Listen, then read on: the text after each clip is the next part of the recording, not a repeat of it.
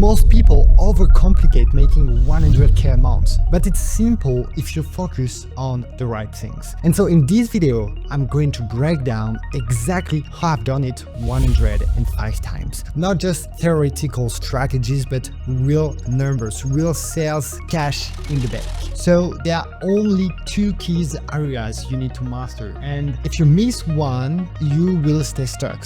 But when you get both right, 100k amounts becomes predictable. And so the first one is about the mindset. Tony Robbins say, and I agree with him, that mindset is 80% of success. But here is the mistake most people make. They focus too much on mindset and forget the 20 other portions that is skills. And so mindset work feels great. You visualize, boost your confidence, imagine your dream life, and yes, that's important. But if you stop there, nothing changes. And so mindset alone won't bring results. And so I could spend hours talking about mindset. It's a big topic, but here is one thing you need to understand right now. If you want to make 100k per month, you have to believe it's possible. But you need to be surprised how many people don't do that. And so repeat it to yourself. It's simple, it's easy, I can do that. It might sound really basic, but that belief is the foundation of success. And so without it, you will constantly sabotage yourself. And so mindset alone isn't the full answer, but it's where everything begins. And so yeah, for me, when I was starting, I had like all those affirmations in my bedroom. I put some just right my bed, I put some in my shower. And so when I saw them, I just repeat them day after day. And so it really helped me to feel the sensation of being successful. I remember that one of my favorite affirmation is I create the life of my dream. And so I was just repeating that days after days when I was waking up, when I was going to bed. And so it really helped me to create the dream of my life. And so now let's move on to the skills and strategy you need to do to be able to make 100k a month in the simplest way possible. And so on the skills part, you don't have to overcomplicate things. You need to be good on 3 areas. So the first one is ad,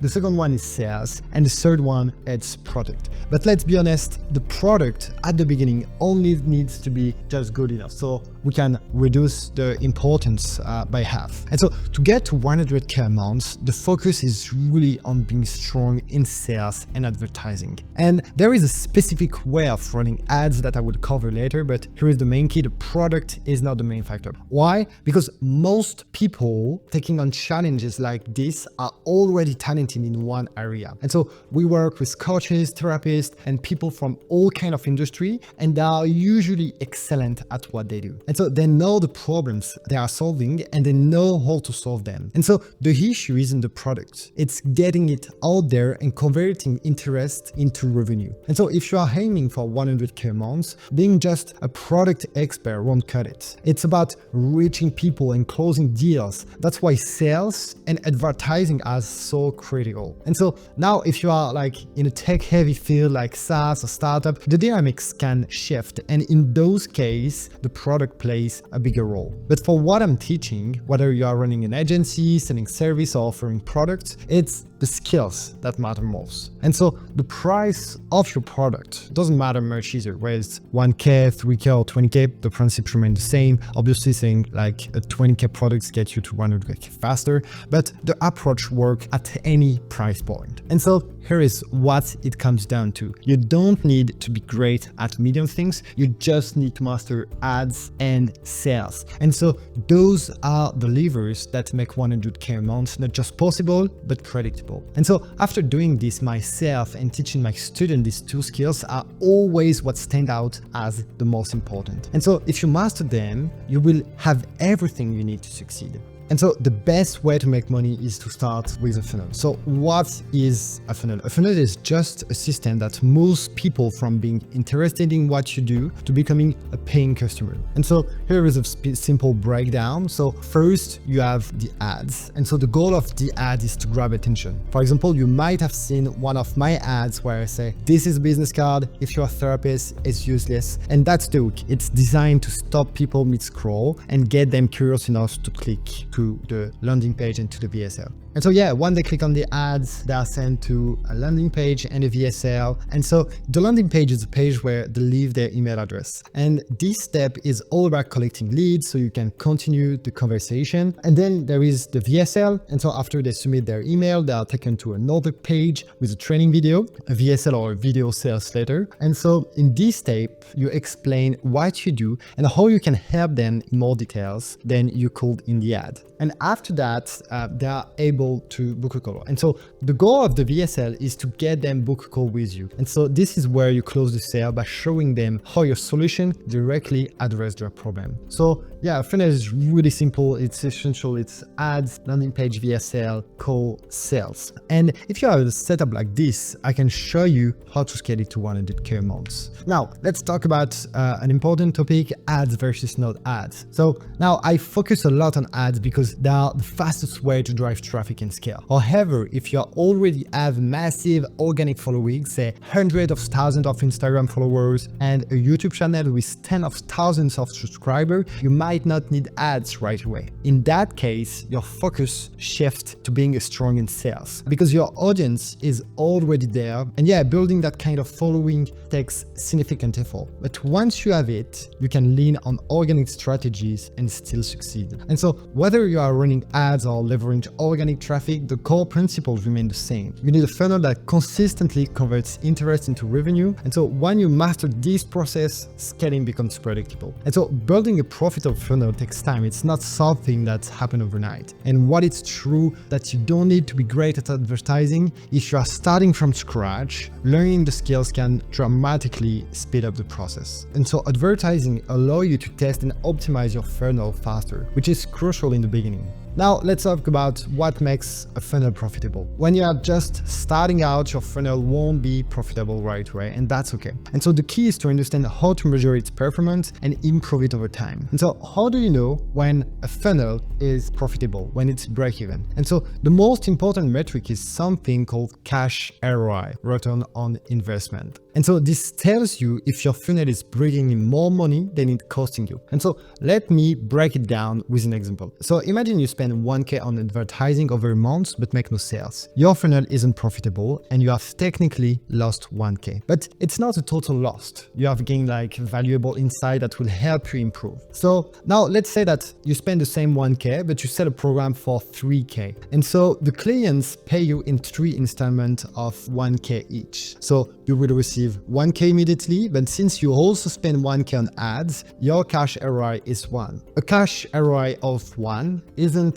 enough to scale because your bank account doesn't have extra cash to reinvest in ads. So to scale effectively, you need a cash ROI of at least 1.2, and it should be closer to 2x or more. And here is what that looks like. So if you sell a 3K program but receive 2K upfront, your cash ROI jumps to 2. So you spend 1K on ads, but brought in 2K. And so it gives you room to invest and grow. And so that's why the price of your program isn't the most important factor. Whether your program costs 1K, 3K, or 10K, the goal is to create a funnel that generates a profitable cash ROI. And so once you have that, scaling becomes much easier. So when you are building your funnel, focus on getting it profitable. Start small, learn from the data, and optimize until your ROIs allow you to scale confidently. So you can have a profitable funnel with a 1K product and an unprofitable one with a 5K product. And so the price isn't the determining factor. It's about the overall funnel performance. So when you are starting out, I recommend choosing a price you are comfortable with, and so one that feels easier to sell. And so it's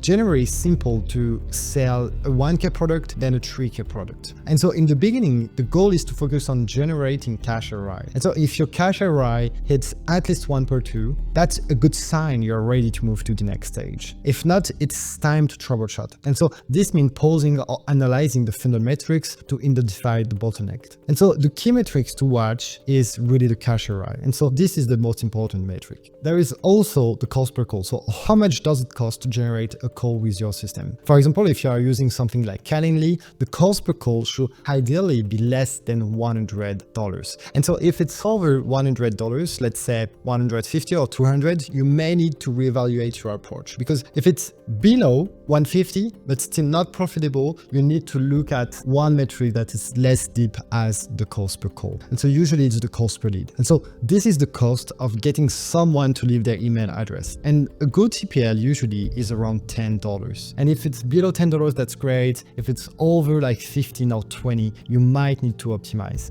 And however, there are always exceptions. Some leads at 25 can still be profitable if like the program is really high ticket, and if the lead is really has really good quality.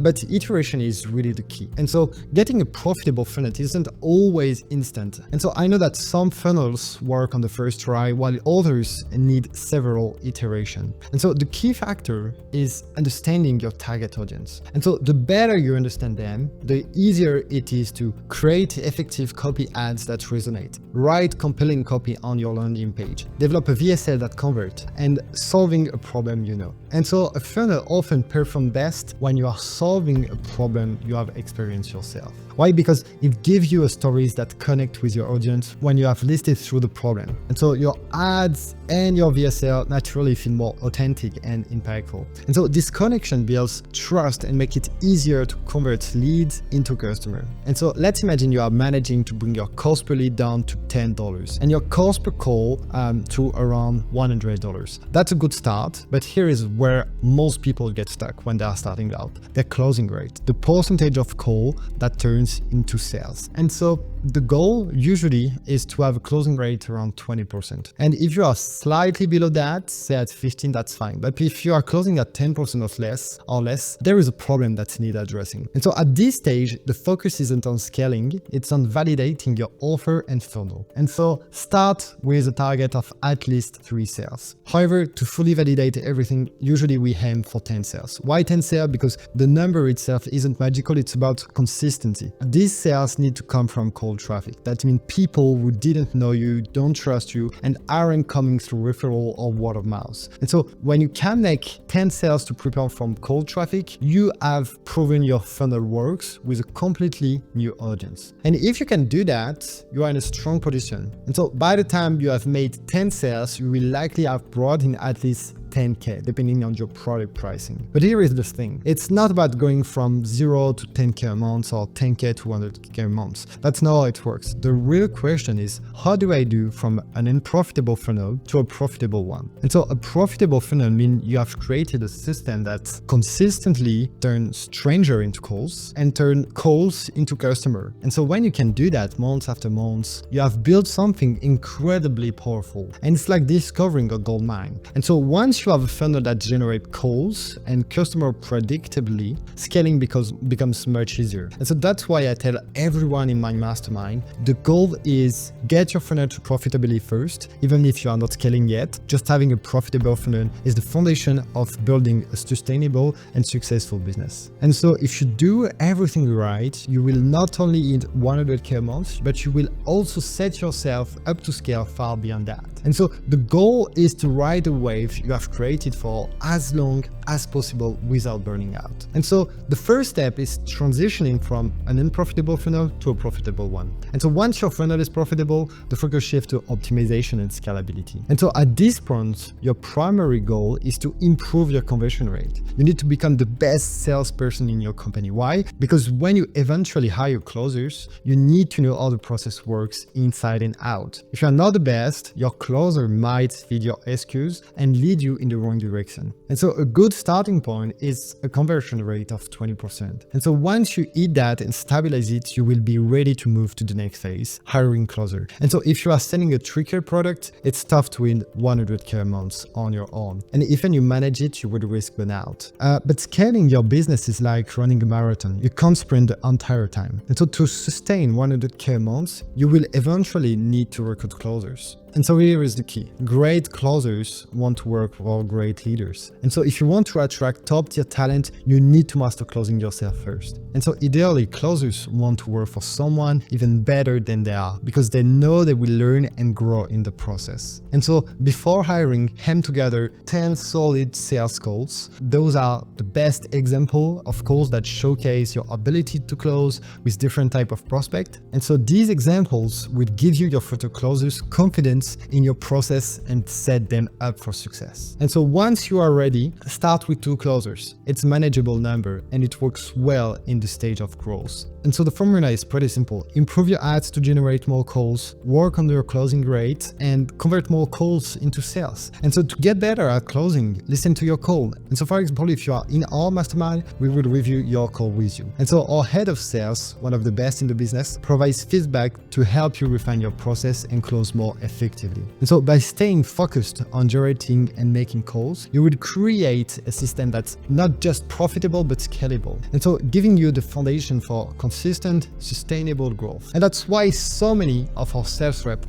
dramatically improve their call closing rate. And it's often just a few discussions with our head of sales or even with me. So now let's talk about why we recruit closers when we are aiming from 100K a month. So it's all about data. It's not luck or chance. It's about optimizing the right metrics. And so let's break it down. If the product is 3K, you need to make 33 sales in a month to hit 100K. And so that's a manageable number. And so we're going to start from the end goal, 100K a month, and reverse engineer the steps to get there. And so let's assume that you have a conversion rate of 20%. And so that's a really solid number. And by the way, don't obsess over trying to hit like 30% conversion rate. It's unnecessary and often unrealistic. And so it's better to have 2 closers, each closer at 20%, than to aim for a personal 30% rate. Because conversion rates are a vanity metrics that are easy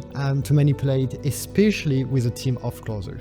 And they don't always give you the full picture. So with a 20% conversion rate, you will need 165 leads called to make 33 sales. And this is where the show up rates come into play. So let's assume your show up rate is 70%. And this can vary based on your niche, B2B, B2C, whether your offer helps people make money or feel better, but 70% is just a good benchmark. And so if you have a 70% show up rate, you will need to schedule 265 calls in a month to ensure 165 people actually show up for the appointment. And of course, not every scheduled call will happen. Some people would cancel, and that's normal. And so let's break it down further. So one person handling like 165 lead calls in a month is doable, but incredibly challenging. And that's why having closers is essential. They share the workload, allowing you to scale without burning out. And so what matters most is staying focused on the fundamentals, generating calls and making calls. And so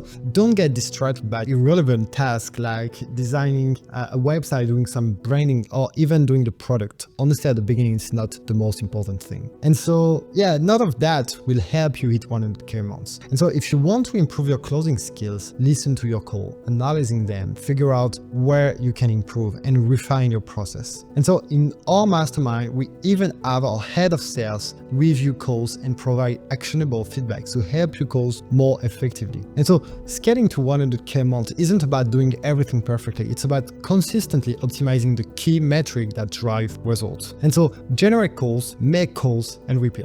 And so that's why there is a difference between calendar-generated calls and scheduled calls. And so the gap comes from things like no-show or roll schedules. And so no matter what you do, set reminders, call people beforehand, because this will help a lot the show-up rate. And that's just how it is. If your show-up rate is around like 70%, that's good enough. In fact, even if it's a bit less, it's still manageable. So yeah, let's assume that you have 265 scheduled calls in a month to reach your goal. And so if your cost per call is $100, you can calculate your ad spend by multiplying the cost per call by the number of calls needed. And so in this case, you will need to spend $23,500 in ad spend divided by 30, and you will know how much you need to spend daily to reach your targets. Now, scaling isn't always perfectly linear, and so as you scale, things might break and you will need to adapt. But the math stays the same. Take your ad spend, multiply it by the ROIs, not just your cash ROI, but your return on ad spend. And if you are on track, for example, if you are spending $23,000 per month on ads and your ROIs is 5, you are looking to 100K in revenue. And it's a straightforward formula. And so the biggest mistake I see people make at this stage is getting distracted. For example, obsessing over building like a perfect website, doing some branding. And we did that at the beginning. We spent time and money on the logo, but it was so useful. And yeah, because it won't help you reach like 100K a month. And yeah,